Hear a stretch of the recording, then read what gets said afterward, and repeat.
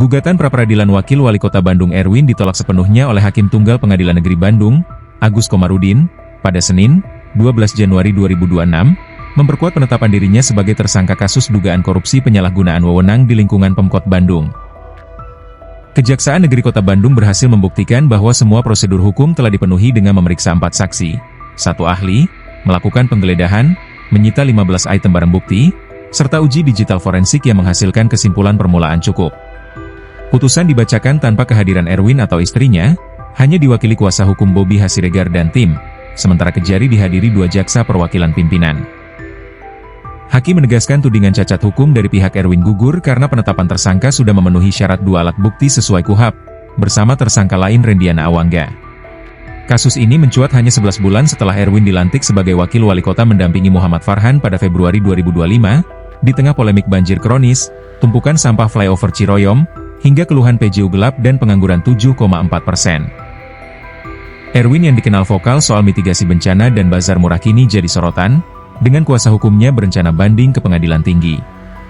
Kronologi kasus bermula dari dugaan penyalahgunaan wewenang yang dilaporkan warga, memicu audit Kejari yang menemukan 15 bukti material termasuk dokumen digital. Sidang pra-peradilan sebelumnya sempat dramatis dengan hadirnya istri Erwin hingga Satpam Rumdin sebagai saksi, tapi hakim tetap yakin bukti Kejari lebih kuat. Yang dilakukan oleh termohon terkait peristiwa pidana sebagaimana sudah penetapan tersangka terhadap pemohon, serta termasuk dalam hal penggeledahan dan penyitaan penjelasan dan berdasar hukum. Oleh karenanya, penyidikan aku mempunyai kekuatan hukum juga. 5. Menyatakan sah atas penetapan tersangka atas pemohon yang dilakukan oleh termohon. 6. Menyatakan sah segala keputusan atau penetapan yang dikeluarkan lebih lanjut oleh termohon yang berkaitan dengan penetapan tersangka terhadap pemohon. 7. Membebankan seluruh biaya perkara kepada termohon. Atau apabila hakim berpendapat lain, maka termohon memohon kepada hakim untuk menjatuhkan putusan yang seadil-adilnya dalam kurung ex equo econo. Menimbang bahwa terhadap jawaban termohon, pemohon telah melakukan seleksi tanggal 7 Januari 2026 yang pada pokoknya sudah pokoknya dan seleksi tersebut termohon telah mengajukan bukti tanggal 8 Januari 2026 yang pada tetap pada jawabannya. Menimbang bahwa untuk membuktikan dalil-dalil permohonannya, para pemohon telah mengajukan bukti berupa surat dan rekaman CCTV yang telah diberi materi cukupnya, kemudian diberikan putusan hakim seperti apa. Jujur kami kecewa. Kenapa kecewa? Rekan-rekan media sudah membaca permohonan gugatan kita seperti apa. Ada satu poin yang kami sangat kecewa. Pertama terkait SPDP. Dalam materi permohonan kami, kenapa kami sampaikan SPDP itu tidak pernah diserahkan kepada kami, yaitu melanggar prosedur di KUHP dan putusan MK 130.